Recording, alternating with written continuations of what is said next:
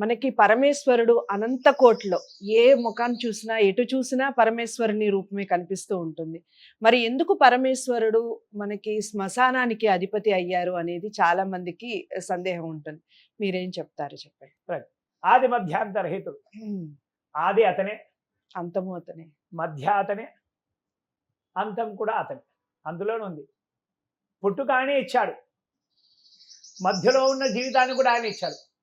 అంత్యకాలంలో అంత్యం, మనం చనిపోయినామంటే అంత్యమే కదా, అక్కడ కూడా ఆయనే ఉన్నాడు కదా. శివుడాజ్ఞ లేని చీమైనా పుట్టది, చీమే కాదు మనమైనా కూడా పుట్టం కదా. ఆది మధ్యాంతరహితుడు, శ్మశానవాసి. ప్రతి ఒక్కరు కూడా ప్రశాంతంగా పడుకునేది, ఎటువంటి బాధ లేకుండా వెళ్ళిపోయేది, ఈ లోకాన్ని భవబంధాలన్నీ తెంచుకొని వెళ్ళిపోయేది ఒక శ్మశానమే కదా. ఇవన్నీ మన వెంట వస్తాయా? ధనము రాదు, ఆశలు రావు, బాధలు రావు, సుఖ సంతోషాలు ఏవీ రావు.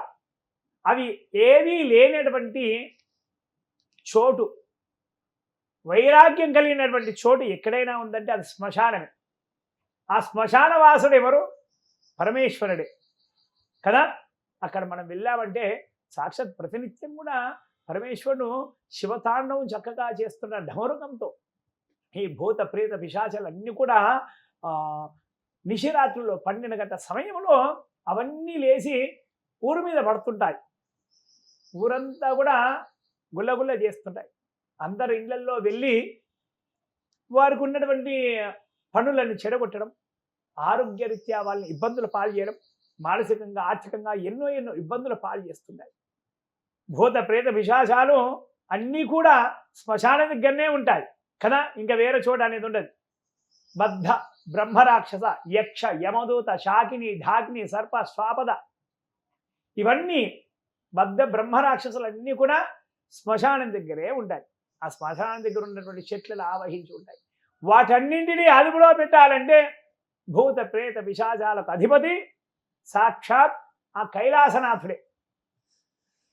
కైలాసనాథుడు యొక్క ఆ డమరుకాన్ని ఊపుతుంటే రాత్రి ఆ శబ్దం మనకు వినపడదు. ఆ డమరుక శబ్దానికి అవన్నీ కూడా పరమేశ్వరుని చూస్తూ ఉండిపోతాయి. ఆహా, ఏమిటా శబ్దం, ఏమిటా శబ్దం అని. అవన్నీ ఊరి మీద పడకుండా వాటిని ఆపేయగలిగేటువంటి శక్తి ఎవరికైనా ఉందా అంటే సాక్షాత్ ఆ పరమేశ్వరుడికి. కాబట్టి శ్మశాన వాసుడు అయ్యాడు ఆయన. సాక్షాత్ కాశీ ఉంది, కాశీ అంతా కూడా నిజంగా శ్మశానం, అదంతా కూడా కదా. శ్మశానం అదంతా కూడా రుద్రభూమి. చాలామంది కూడా కొన్ని ప్రశ్నలు వేస్తుంటారు. అంటే ప్రశ్నలు చాలా చాలా విశేషమైనటువంటి అందరికీ కూడా తెలియాల్సిందే.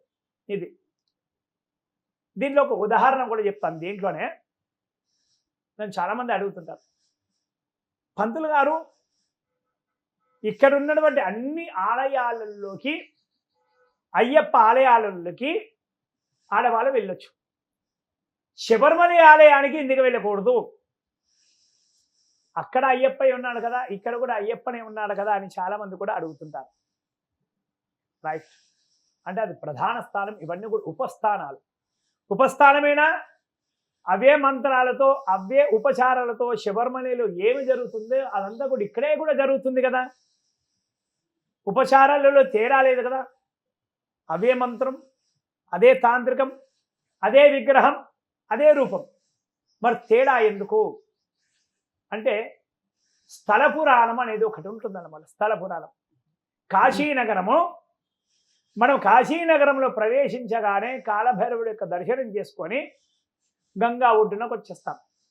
గంగా ఒడ్డున మణికర్ణికా ఘాట్, అలాగే హరిశ్చంద్ర ఘాట్లో శవాలన్నీ కూడా కాలుస్తుంటారు కదా. అలాగే చాలామంది కూడా అక్కడ పెద్దవాళ్ళని కూడా విడిచిపెట్టడానికి, పిండ ప్రదానాలు చేయడానికి, వీటికి అన్నిటికీ కూడా వస్తుంటారు అక్కడ. అదొక రుద్రభూమి. వారందరినీ కూడా మనము తాకుతుంటాం అక్కడ. శవాలను కూడా నదిలో, గంగా నదిలో పడేస్తుంటారు. ఒకప్పుడు కాలం లేదు, మేము స్నానాలు చేసేటప్పుడు మాకు శవాలు వచ్చి తాగేవి అన్నమాట. ఇప్పుడైతే చాలా నీట్గా ఉంది, చక్కగా చేశారు గంగా తీరం అంతా కూడా, అన్ని ఘాట్లు కూడా. ఒకప్పుడైతే మేము చిన్న కూడా పోయినప్పుడైతే శివాలన్నీ వచ్చి కూడా మాకు అన్ని తాకేటి అనమాట. వాటిని తాగుతూ ఆ నీళ్ళల్లో స్నానం చేసి శివుడిని వెళ్ళి దర్శనం చేసుకునే వాళ్ళం. అన్నపూర్ణేశ్వర అమ్మవారిని దర్శనం చేసుకునే వాళ్ళం. అలాగే వారాహి అమ్మవారు, విశాలాక్షి, అక్కడ ఉన్నటువంటి కాశీ క్షేత్రం ఉన్న సర్వదేవతలను కూడా దర్శనం చేసుకునే వాళ్ళం. అందరినీ ముట్టినాం కూడా కదా ఎంతోమంది చనిపోయి ఉన్నారు, వాళ్ళందరూ కూడా స్నానాలు చేస్తున్నారు. అదే స్నానాలతో వాళ్ళని తాకుతూ చేస్తూ మనము కాశీలో వెళ్ళి శివుడిని అభిషేకించి వచ్చాం. అది తప్పే కదా. కానీ స్థల పురాణాన్ని బట్టి కాశీలో తప్పు అనేది లేనే లేదు. అది అంతే. అక్కడ స్థల పురాణం. చనిపోయిన వాళ్ళని మనము ఇక్కడున్న ప్రాంతంలో హైదరాబాద్లోనే లేదా శ్రీశైలంలో ఉండి ఎవరైనా చనిపోయిన వాళ్ళ ఇంటికి వెళ్ళి మనము వారిని తాకి చేసి పరామర్శించి వచ్చి ఆ శ్రీశైలంలో ఉన్నటువంటి మల్లికార్జున స్వామి వారిని అభిషేకిస్తామా? అభిషేకించచ్చు. ఎందుకు? మరి కాశీలో ఉన్నటువంటిది జ్యోతిర్లింగమే, శ్రీశైలంలో ఉన్నటువంటిది జ్యోతిర్లింగం కదా. అదే రామేశ్వరానికి వెళ్తామా, భీమేశ్వరానికి వెళ్తామా, ఇంకా మిగతా జ్యోతిర్లింగాలకు వెళ్తామా? ఒక కాశీ తప్ప వెళ్ళలేదు, ముట్టలేదు. ఎందుకంటే ఆ స్థల పురాణం అది అక్కడిది. దేని దాడికి అన్నమాట పద్ధతులు ఉన్నాయి.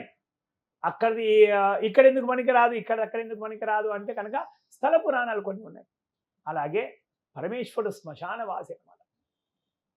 శ్మశానవాసి సాక్షాత్తు మన కాశీ నుంచి వచ్చినటువంటిది అన్నమాట. కాశీయే పెద్ద శ్మశానం. ప్రతినిత్యం కూడా రాత్రి నిశిపూజ కాగానే 12 గంటల తర్వాత గంగా నది తీరాన పార్వతీ పరమేశ్వరులు ఇద్దరు కూడా సంచారం చేస్తారనమాట.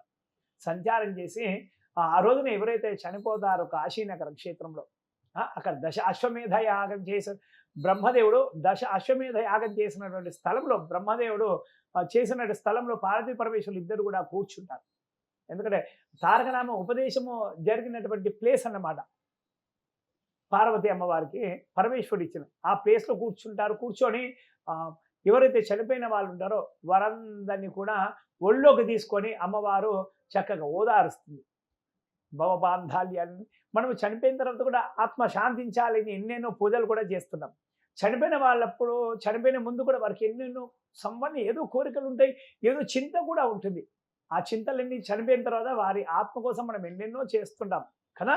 అలాంటి చేస్తున్న వారికి వారిని ఓదార్చాలంటే కాశీనగరంలో పార్వతీ పరమేశ్వరులే ఓదారుస్తారనమాట. రాత్రి 12 గంటల సమయం దాటిన తర్వాత ఆ చితమంటలన్నీ కూడా వెలుగుతుంటాయి, ఆత్మలన్నీ కూడా సంచరిస్తుంటాయి. ఆత్మలన్నీ కూడా వెళ్ళి పార్వతీ పరమేశ్వరుల యొక్క పాదచింతకు చేరుతారన్నమాట. ఆ కాశీనగరాన్న శ్మశానవాసి అయినటువంటి పరమేశ్వరుడు ప్రతి ఒక్క శ్మశానాన్ని కూడా తన ఆధీనంలోనే ఉంచుకున్నాడు. ప్రతి ఒక్కరు కూడా అక్కడికి చేరాల్సింది. ఆదిలోనే పరమేశ్వరుడు, మధ్యలోనే పరమేశ్వరుడు, అంత్యంలోనే పరమేశ్వరుడు. చాలా చక్కటి వివరణ ఇచ్చారు గురువు గారు.